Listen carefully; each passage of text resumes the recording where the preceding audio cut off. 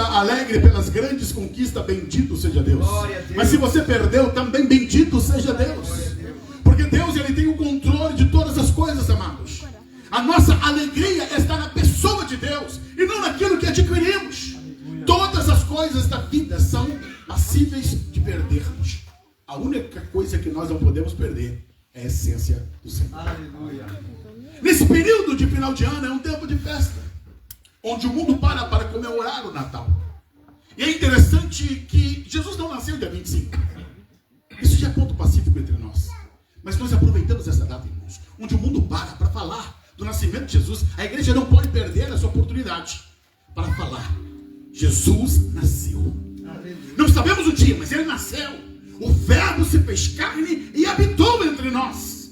E é uma palavra linda nós pensarmos que o Deus eterno, que nos amou de tal maneira, Ele decidiu deixar o seu trono de glória, deixar toda a adoração, toda a perfeição do céu e vir habitar entre os homens, pecadores, maus, para que nós pudéssemos ser reconciliados com Deus. Isso é maravilhoso, pensar nesse Deus que não desistiu da humanidade, que não desistiu de nós. É por isso, amados, que nós temos que amá-lo, servi-lo de todo o nosso coração. João, ele disse, nós amamos a Ele, mas porque Ele nos amou primeiro. Nós só apenas estamos retribuindo quão grande foi o amor dele por nós. Queridos, nessa manhã eu quero meditar nesse texto bíblico que creio que todos os irmãos conhecem. Mas eu quero aqui palmilhar em algumas coisas, te trazer para dentro da essência dessa história. E olharmos aqui com os olhares meticulosos e observarmos alguns nuances, alguns detalhes que vai nos acrescentar na nossa vida espiritual. A Bíblia está dizendo aqui que tendo Jesus nascido em Belém da Judéia, nos dias do rei Herodes. Escuta uma coisa, há um trocadilho aqui muito forte entre o versículo 1 e o versículo 2. Porque no versículo 1 a Bíblia está dizendo que Jesus nasceu nos dias de Herodes.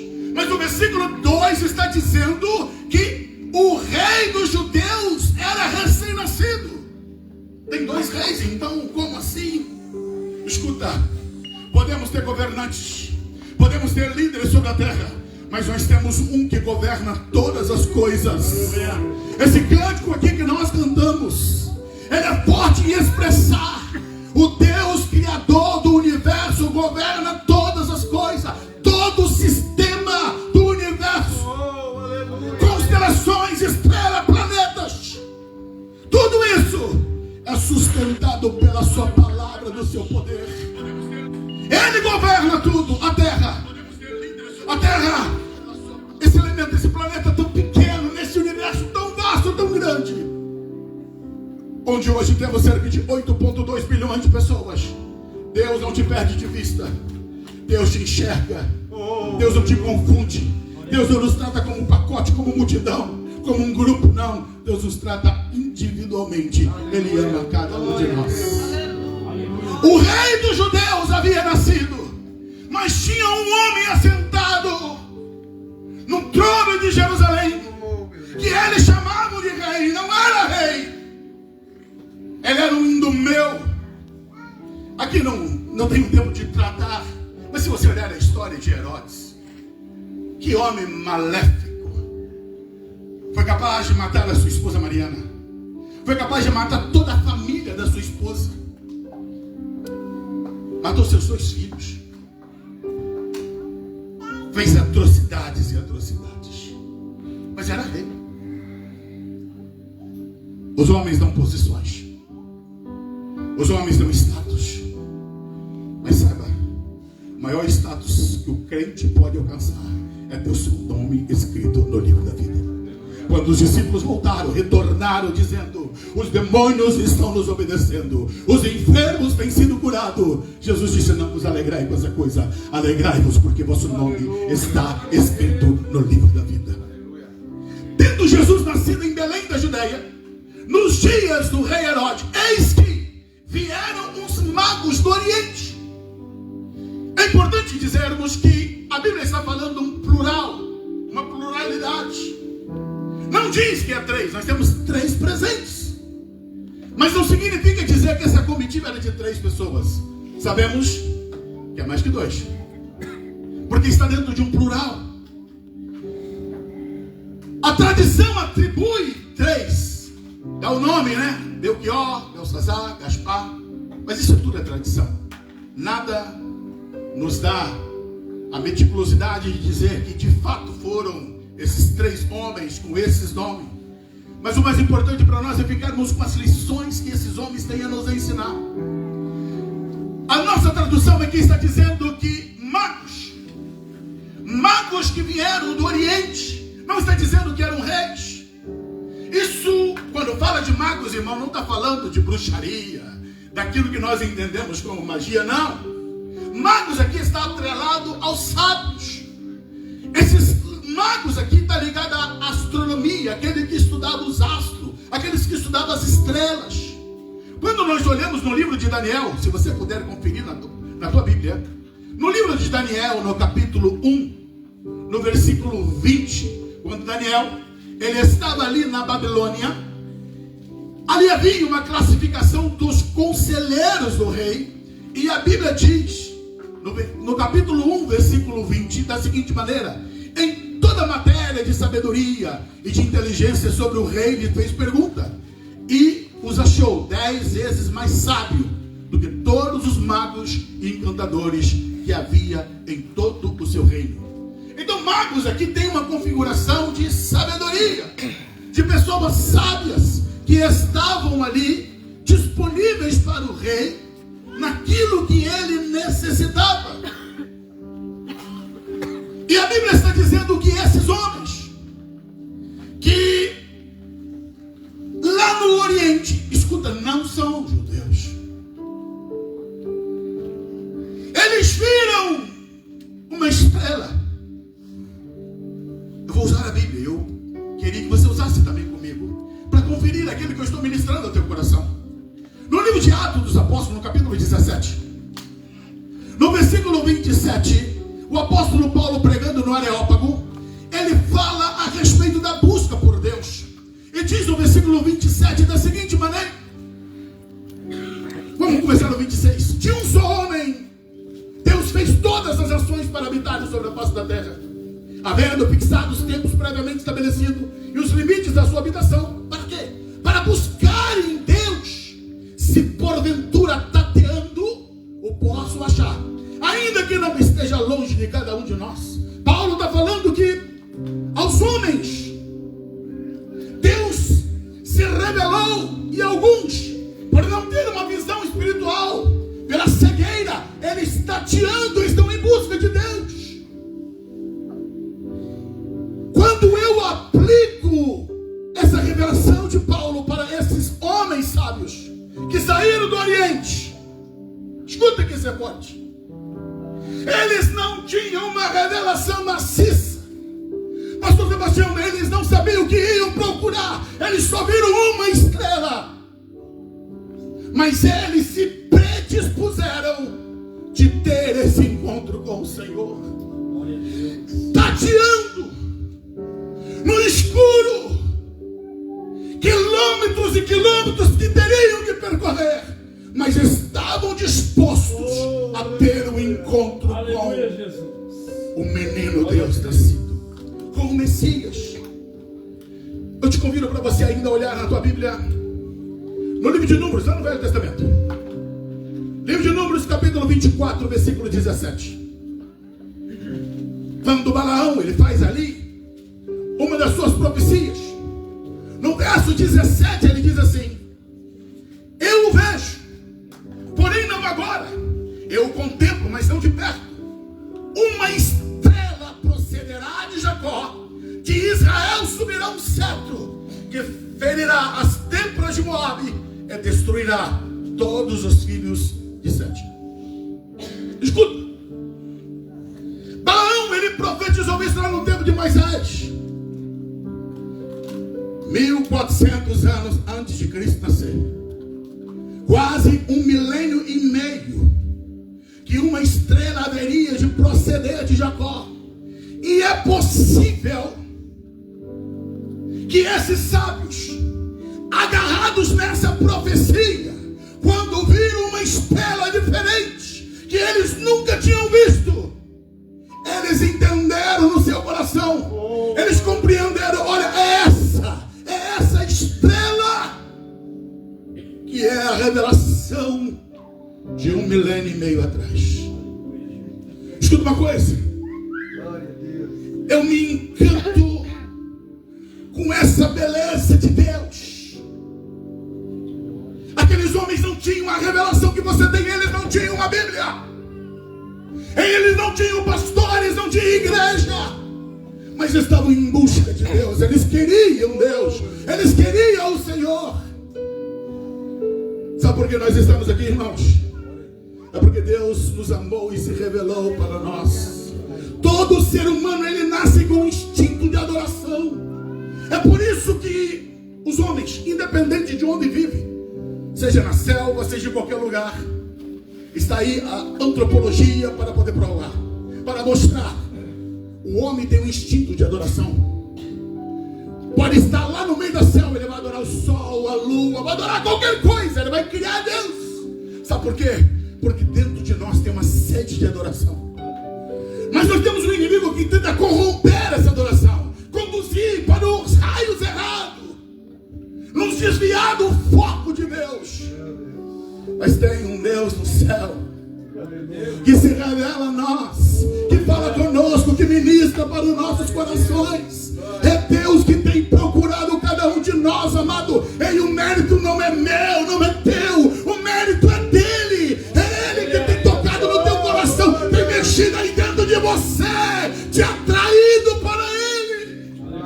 Oséias diz assim: eu te atrairei para o deserto. É Deus que nos atrai. A atração vem da parte dele, é ele que quer ter um encontro conosco. O problema é que nós, e aqui eu entro no cerne da mensagem, nós temos um sério problema, irmãos. Nós colocamos as nossas prioridades em cima de Deus. Escuta, voltando para o texto bíblico, eu vou até onde o horário permitir, pastor. Talvez fique devendo alguns detalhes, alguns nuances, mas nós vamos absorver aqui da palavra, porque tem coisas tremendas para o nosso coração. E esse começo aqui, escuta, a Bíblia está dizendo que eles vieram, os magos do Oriente, a Jerusalém. Então, pastor, o que significa isso? O que tem de mais nisso? Você saiu da tua casa, eu saí de Monção, passei em Ponte Areias, estou aqui. Eu fiz uma escolha, percorri alguns quilômetros, mas de carro, pastor. Esses homens não eram, escuta, esses homens não eram pessoas à toa. Esses homens não eram alguém que não tinha nada para fazer, não. Por eles ser sábios, eles tinham grandes ocupações. E aqui eu entro com você na palavra. Ei, de que adianta ter revelação se você não tem disposição de mudar de vida? De que adianta eles entenderem aquela é a estrela, se isso não mexe aqui dentro? Se não vai mudar o projeto de vida? Escuta, eles tiveram que abrir mão do projeto de vida deles. Eles tiveram que dizer para os amigos: olha, desculpa lá, mas nós vamos viajar. Vocês vão para onde? Não sei. Quanto tempo dura a viagem? Não sei. Mas e os negócios? Não sei. Quanto vai custar isso? Eu não sei. Eu só sei no meu coração que eu tenho uma revelação que nasceu o rei dos judeus e eu quero ir lá. Isso é loucura. Não importa como me chamem, não importa como me avaliem, mas eu quero encontrar com ele. Epa. Mas eu tenho que pensar que esses homens tiveram que abrir mão de casa, de família. Eles tiveram que abrir mão de compromissos. Agenda fechada. Não posso agendar mais nenhum trabalho. Não posso agendar com ninguém. O café está cancelado. O almoço, aquela festa de aniversário. Não, eu não posso participar. Mas por que você não vai? Porque eu vou encontrar com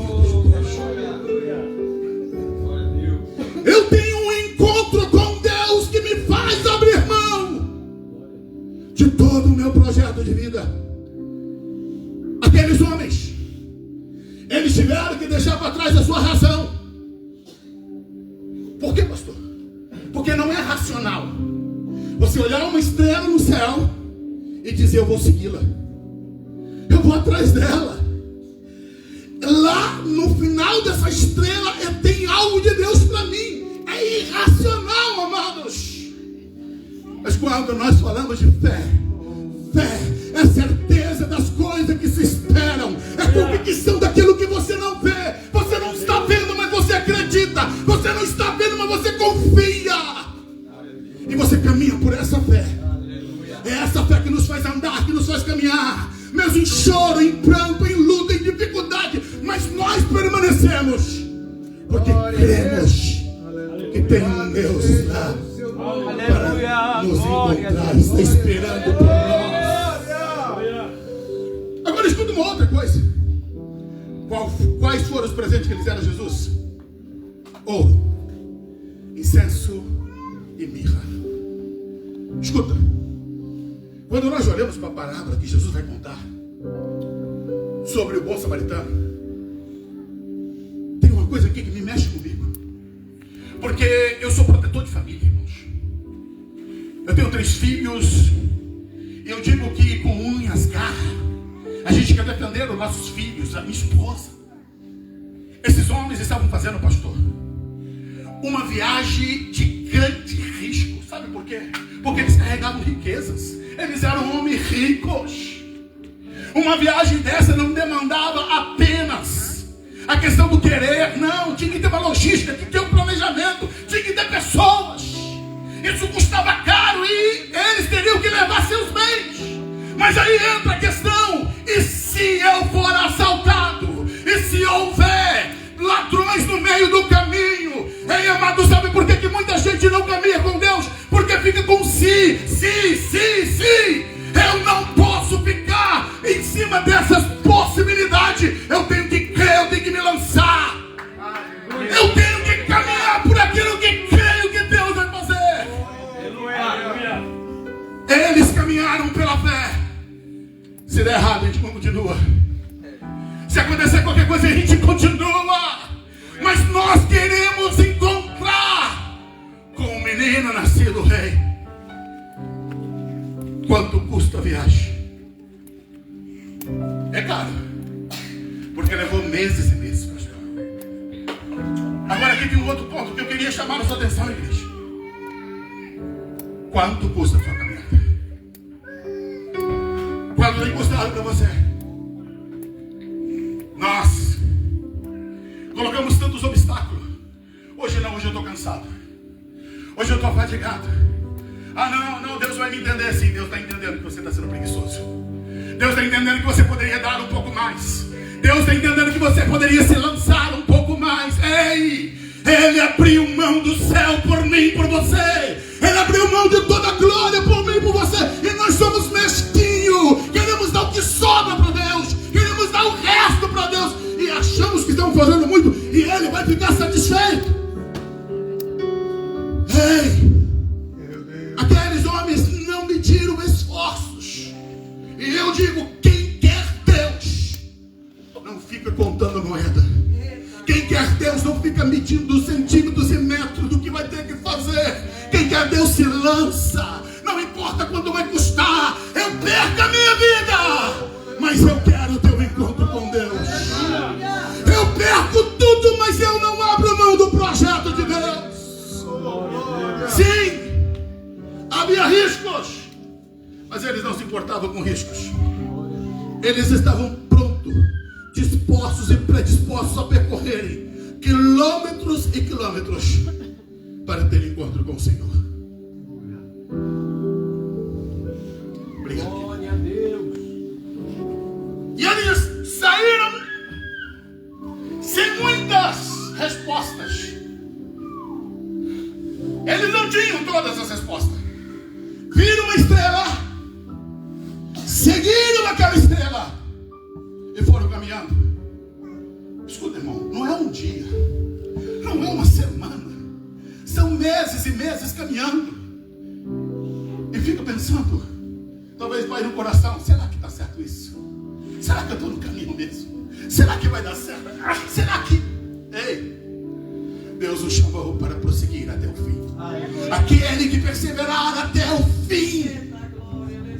É até o fim que Deus te quer. Eu repetidas vezes quando estou pregando, eu costumo dizer: o encontro com Deus não é um encontro de fim de semana, não é um planejamento de avivamento de verão, tem que ser para a vida inteira. Quando nós temos em Gênesis capítulo 5, a Bíblia diz assim: Enoque andou com Deus. Mas quando é que Enoque andou com Deus? Quando nasceu Matusalém, ele tinha 65 anos. E a Bíblia diz assim: e Enoque andou com Deus. Deus o tomou para si. Mas quanto tempo depois, pastor? Na próxima semana que ele andou com Deus? Foi no próximo mês? Não, escuta isso. Depois de 300 anos, 3 séculos andando com Deus. Tem crente que acha que porque uma semana ele jejuou, porque uma semana ele fez vigília, o céu vai abrir, o mar vai abrir, ele vai fazer. Para viver o sobrenatural tem que ter continuidade, tem que permanecer. Aleluia! Sim, tem que ter uma continuidade de vida. Aleluia, glória. Mas hoje nós estamos diante dessas promoções, dos Black Friday da vida, onde os crentes acham que Deus vai fazer uma promoção. Epa, eu vou passar meia hora, olha que coisa magnífica. E agora eu vou ser o maiorzão, eu vou andar, minha sombra vai curar as coisas. Não, amado, tem que ter continuidade de vida. Se Deus fizer, Ele é Deus. Se Ele não fizer, eu continuo caminhando, eu continuo seguindo. Não é os efeitos em mim, é os efeitos que saem dele. É por causa dele, não é por causa do que acontece comigo, por causa dele. Deus não trabalha com a lógica, Deus trabalha com a fé no nosso coração. É assim que Deus trabalha. E a Bíblia está dizendo que eles vieram do Oriente e foram para Jerusalém. O texto diz que Jesus nasceu em Belém. E por que eles foram para Jerusalém? Jerusalém e Belém é uma distância pequena, menos do que daqui para minha casa. E aqui eu aprendo de maneira muito intensa. Aqueles homens chegaram a Jerusalém pelo óbvio da vida, porque em Jerusalém tem um palácio, em Jerusalém tem um rei. Se eu vou procurar um rei, eu tenho que procurar onde? No palácio. É o princípio da lógica, é o mais óbvio.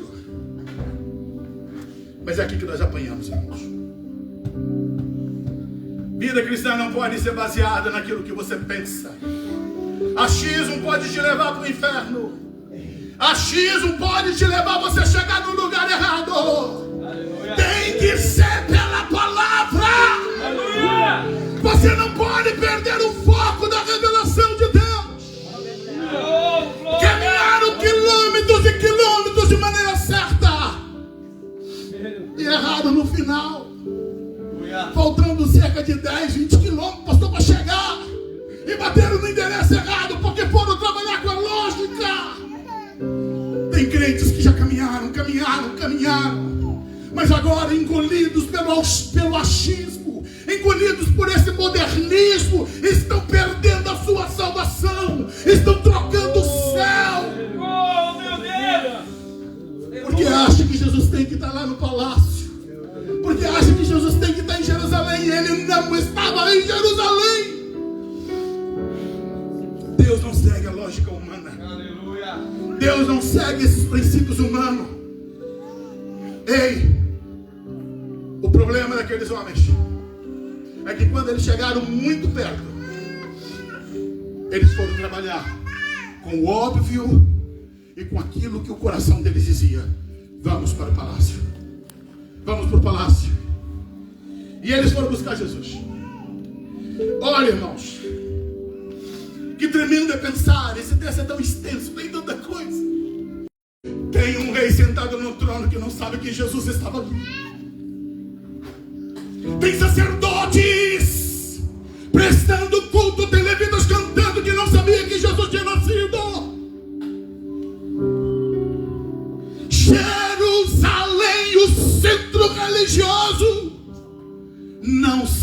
dia que o Deus encarnado, Emanuel, estava entre eles há mais de meses. Ei, está faltando revelação no coração do povo. Estamos num tempo tão místico, que as pessoas, elas hoje estão presas. Um anjo falou comigo, um anjo me tocou.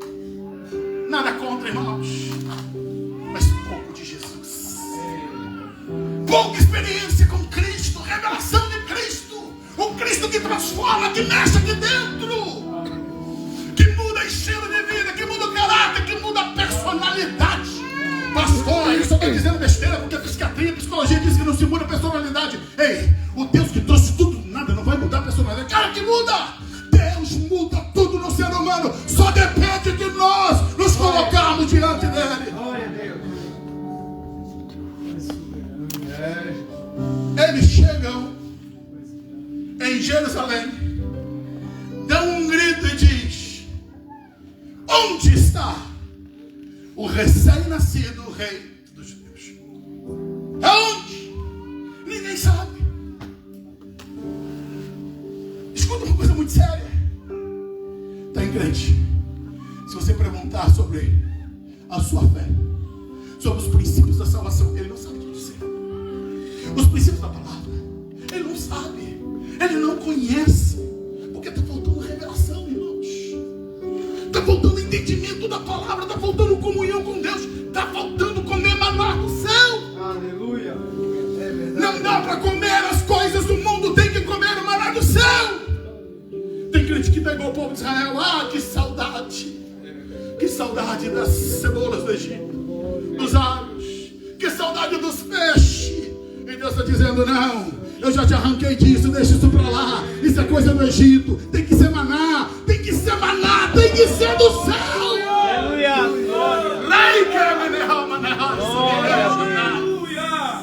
Meu Deus. Infelizmente estamos nos perdendo com poucas coisas. A palavra dizia: Belém, os sábios entenderam Jerusalém. É essa confusão que está levando muitos lares, muitas pessoas a perderem o foco da grandeza de Deus. Estão confundindo a voz de Deus, estão misturando o que Deus está falando, fazem as suas próprias interpretações e se perdem no processo. E para terminar, irmãos, eu só vou pular aqui e vou para o texto que quero encerrar essa palavra. O versículo 9. Esse encontro deles com Herodes fica para um outro momento. Mas vamos para terminar a palavra. Olha o que diz o verso 9 do capítulo 2 de Mateus. Depois de ouvir o rei, os magos partiram. E o que aconteceu? E eis que a estrela que viram no oriente iam adiante deles, até que, chegando, parou sobre onde o menino estava. Você pode até errar no meio do caminho. Vocês vão agora permanecer no erro. Não fique em Jerusalém se você não encontrou Jesus. Não fique parado. Vai, levanta, sacode a poeira. Creia, Deus vai trazer revelação. Deus vai trazer o caminho. Deus vai mostrar a verdade. Escuta. Quando eles questionaram onde é que estava, ninguém sabia. Herodes não sabia que era rei.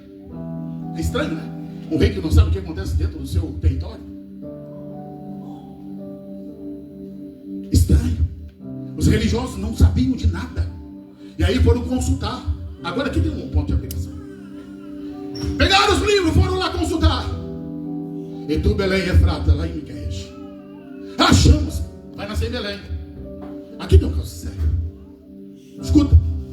Os religiosos sabiam onde Jesus nasceu. Quantos deles foram? Quantos? Sabiam onde ele estava, mas não estavam dispostos a se encontrar com ele. Tem muita gente que sabe a palavra, conhece a Bíblia, conhece Apocalipse, conhece a escatologia, conhece tudo, mas não teve encontro verdadeiro com Jesus. Não vai para o céu. Não vai para o céu, pastor. Sabe tudo. Aqueles homens sabiam onde Jesus estava, mas não foram encontrar com ele. O conhecimento é fantástico, é fabuloso, mas se não mudar a nossa vida, se não alterar o nosso projeto de vida, é inócuo, é vazio, é sem sentido. Deram a direção, mas não seguiram aquilo que eles mesmos estavam dando a direção. E esses homens saem dali com aquela informação. E eles, ao saírem de Jerusalém, não era mais a informação dos líderes. A estrela mostrou de novo. Quando eu volto para o caminho, a revelação de Deus vem, o brilho vem, a glória vem, o Espírito Santo vem. O Espírito Santo nos devolve. Eu penso na agonia que eles ficaram. Gente, percorremos tanto, andamos tanto, foram anos, foram meses e meses, e agora chegamos aqui no nada. Mas quando eles saíram dali, olha o que diz o verso 10. Fique de pé, eu quero ler com você de pé. Olha o que diz o verso 10. A Bíblia diz assim: e vendo eles a estrela, alegraram-se com grande e intenso júbilo. Tem um júbilo de Deus para a igreja, tem um júbilo de Deus para o povo dele. Nós só precisamos caminhar, prosseguir. Não dá para ficar parado. Talvez 2025 foi assim para você.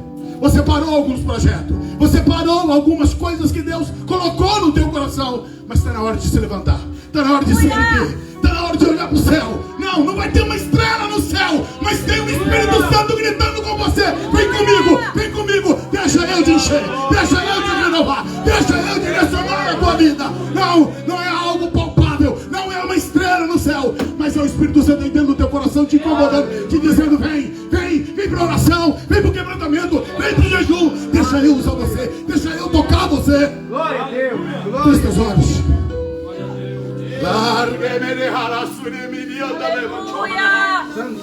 Talvez hoje é manhã de recomeço, é manhã de recomeçar a alegria de Deus, de saber: Deus, eu vou voltar para o projeto. Senhor, eu vou voltar a estudar a tua palavra. Senhor, eu vou voltar a uma missão. Nós sofremos de amnésia, Deus não. Deus sabe o que você disse para ele quando você estava no Brasil. Deus sabe o que você disse para ele em momentos que você chorava e disse: do pecado, renunciamos a nossa lógica, o nosso eu, porque queremos agradar a ti. Espírito Santo, vem e renova. Renova, Deus, o nosso coração, o nosso ser, Deus. Abra a nossa visão, amplia hoje, abra hoje, Deus. Abra a nossa visão para contemplarmos a tua glória. Nós precisamos caminhar mediante a tua glória. Vem Espírito, toca-nos nessa manhã, Espírito Santo. Tira toda escama, tira tudo que embaça a nossa visão, tira tudo aquilo que nos atrapalhou, tira os Herodes da nossa vida, Deus. Aleluia!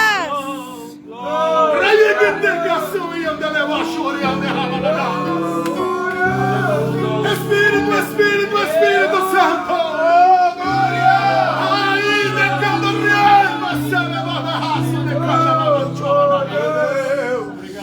Coloca a mão no ombro do teu irmão agora. Ora com ele. Deixa Deus usar você. O começo é assim, é Deus já te usando agora no culto. É Deus começando algo novo através de você. Deixa o Espírito fluir através da tua vida. Vem, Espírito, renova. Usa esse vaso, usa esse irmão, usa essa irmã. Faz transbordar a tua glória. Faz transbordar o teu azeite, Deus. Faz transbordar a tua unção. Que a tua unção venha. Vem, Espírito, marca. Começa hoje. Senhor, não é em 2026, é nesse final. É nesse final de 2025, Deus. Aleluia. Aleluia, Jesus.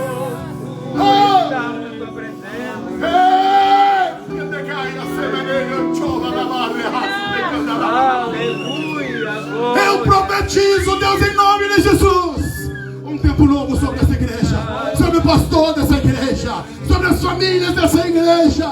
Que a unção da multiplicação, do crescimento, venha sobre esse arraial, venha sobre esse rebanho, e que a glória do Senhor, que a manifestação do Senhor seja padrão para esse lugar. Assim, Deus, eu te louvo, eu te bendigo por esta manhã, Deus. Dai-nos um restante de dia abençoado, no nome de Jesus, no nome de Jesus. Amém. Obrigado, pastor.